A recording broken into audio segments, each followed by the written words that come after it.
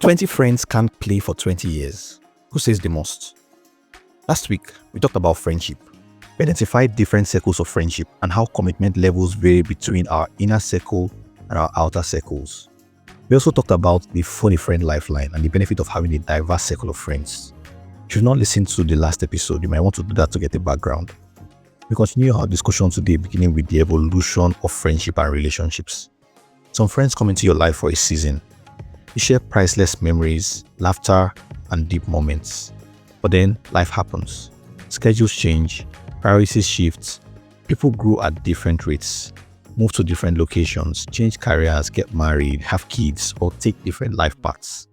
For all of these reasons, our friendships and relationships evolve. Maybe you used to talk daily and now you barely catch up once a month or even once a year. But they are still your people, your G's. Because in the time you spent together, you built a deep connection that lasts a lifetime. And even when you don't speak to them or see them for a long time, whenever you reconnect, it just clicks like nothing changed. There are relationships that evolve from acquaintance to friend to family. And there are friendships that gradually fade into acquaintanceship with time. That's okay too. Two things complicate adulthood. Number one, forcing a relationship that has evolved into an acquaintanceship. Number two, holding a grudge against someone just because they grew or changed. We need to normalize the fact that friendships evolve. You're not a bad friend because you are not in touch every day. And this one may sting a bit, but just because someone hasn't been in touch with you for a long time, but they didn't inform you personally about some key milestones in their lives, it doesn't automatically mean that they've unfriended you. In some cases, they probably have, for whatever reason. Perhaps their priorities have changed. But in many cases, life just gets in the way and they genuinely don't remember to reach out regularly, especially if you're not in their innermost circle. When people grow, relationships change shape. Don't feel bad about it. Just adapt and appreciate the role that person played in your life at a certain time. As much as you may not be able to frequently stay in touch with everyone in your circle, one key thing you can do to maintain quality relationships is to show up for people when it matters. They may not need you daily or weekly, but there are key moments in their lives that your presence and support leave indelible memories that galvanize the relationship. Now, sometimes differences in growth rates lead to an imbalance between friends, and this may cause a friendship or relationship to fade. Not because anyone is bad, but because the season has changed. This is why intentionality matters. Friends should be intentional about each other's growth. A good friend accepts you for who you are, but also helps you become all that you can be. So, a friend should encourage and support you when you need it. And at the same time, a friend should be able to show you tough love and call you out on your BS when you are derailing. To be fair, it's difficult for you to be this intentional with too many people. And that's why it's not very practical to have too many people in your innermost circle. Be good to all, or be intentional with a few. Part of the reason for this is that we are largely a reflection of the people in our circle. And so you want to ensure that the people in your circle are helping you grow and reach for your goals, and vice versa. Friendship is a two-way street. It should never be one-sided. That's why real friendship takes work, time, energy, vulnerability, and patience. There's a caveat here. Even though friends should help each other grow, I don't think that friends must be at the same level in every aspect of life. And this is because people don't have to be in the same professional career path to be friends. Even if they happen to be in the same career path, they don't necessarily have to be at the same level in their profession. A constant thing that helps friendships thrive is that each person is committed to the growth of the other and contributes in some way to help them achieve their dreams and aspirations. This brings us to another point.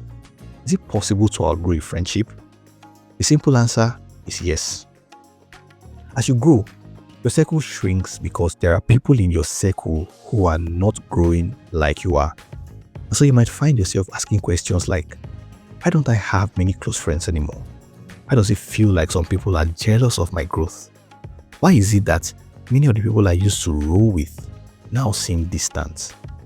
Sometimes, when friends aren't winning at the same pace, it affects the dynamics of the relationship. You may not be doing anything wrong, but still, there's tension. This is where emotional intelligence comes in. If you are succeeding in an area your friend is struggling with, you may need to manage the things you say and do around them. Don't belittle them, intentionally or not.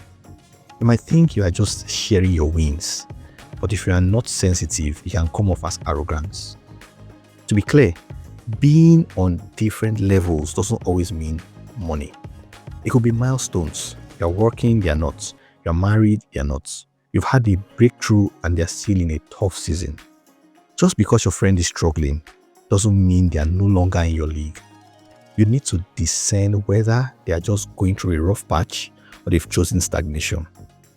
If your friend is just going through a rough patch, that is not a reason to walk away. That's a reason to lean in, to support, to encourage, to listen, to show up. Real friendship means showing up even when the vibes change.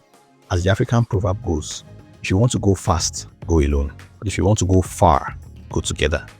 It's lonely at the top if you get there without your people. However, on the flip side, I must state that as much as you want to help your friends grow, the truth is that there's a limit to what you can do. You are only directly responsible for your own growth, not the growth of others. So in the words of Myron Golden, I'm not saying leave people behind. Invite them to come along, but leave the decision to them. They need to have the natural drive to want to grow and improve. You can do your best to influence their drive, but the hard truth is that you can't drag them along because you'll be dragging for a long time. So are there friends you should cut off? To be honest, I'm not the kind of person who will tell you to outrightly cut people off.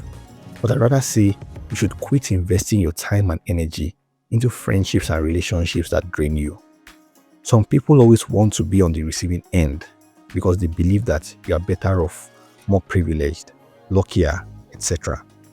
Many of these people don't even care about your well-being and only reach out to you when they need help. For them, it's all taking and no giving, and this is toxic. Friendship should never be one-sided. It's a two-way street. You may not have money, but everyone certainly has something to offer. So when someone claims to be your friend, but the relationship is one-sided, you should invest less of your time and resources into such relationships and channel them into the relationships that build you and help you reach your dreams. To wrap up this two-part series on friendship, here are the key takeaways. Number 1, not everyone who asks, "How are you?" deserves the details. True friendship is about access and honesty. Number 2, there are levels to friendship. Inner circle, middle circle, outer circle, that's perfectly fine. Number 3, phone a friend moments, review who's really in your corner when it counts. Number 4, friendships evolve. People grow, move, change priorities, and that's normal. Number 5, being out of touch doesn't always mean you are no longer friends. Life just happens. Number 6, real friends are intentional, supportive, and help you grow, even if it means tough love sometimes. Number 7, you can outgrow a friendship, and that's okay. Seasons change, and so do people. Number 8, emotional intelligence is key. Be sensitive when your wins might highlight someone else's struggle. Number 9, don't force one-sided relationships. Friendship should be mutual or draining. And number 10, be good to all, but be intentional with a few. Invest where there's reciprocity and growth. Final words: choose your circle wisely. Show up for your people. Support and celebrate the growth of your friends. And never underestimate the power of one real friend. Thanks for listening. If this helped you, share it with someone you care about. Until next time, keep being amazing. My name is Murphy Nnamdi Ochuba.